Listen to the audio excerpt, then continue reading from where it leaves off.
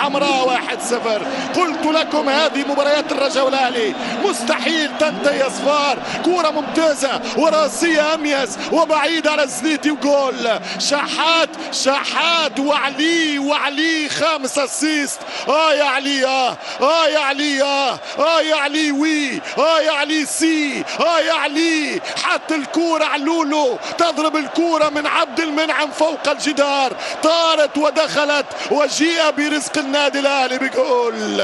1-0 في مرمى الزنيتي. الاهلي مر من هنا، الزريدة ضيع كرة التقدم الرجاوي وعبد المنعم يسجل. سيتاو عالمي في هذه الفترة، حط الكرة الفتحي وفتحي حتى في سقف الشبكة، عانق بها مرمى الحارس الزنيتي. كرة تعانق المرمى وتغازل الشباك ويسجل الاهلي الهدف الثاني. فريق الرجاء انس الزنيتي. انس اهلا بك معنا وهارد لك.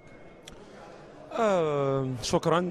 اول شيء كل شيء شاف المباراه كيفاش كانت. احنا كنا قاب قوسين اننا نسجلوا احنا الاولين في المباراه، لكن ما كتبش الشيء كيفاش سجلوا علينا 2 الاهداف. كره يعني الشرط تلعب بسرعه، من بعد خطا رجعت الكره تسجل الهدف. يعني الاهداف اللي استقبلناهم اننا كنا كيف كيقولوا بالفرنسي ديزيكيليبري، ما كناش منظمين. صراحه 2-0 نتيجه شويه ماشي مستحيله، ولكن ما نحطوش يدينا.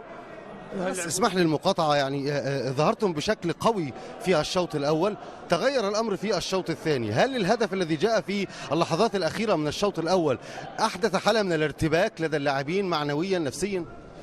بطبيعه الحال، يعني مثل هذه المباريات وهذا المستوى هذا ديال كتلعب مع فريق كبير، فريق الاهلي. يعني السنه اللي فاتت هو كان في النهائي، يعني متعود على مثل هذه المباريات.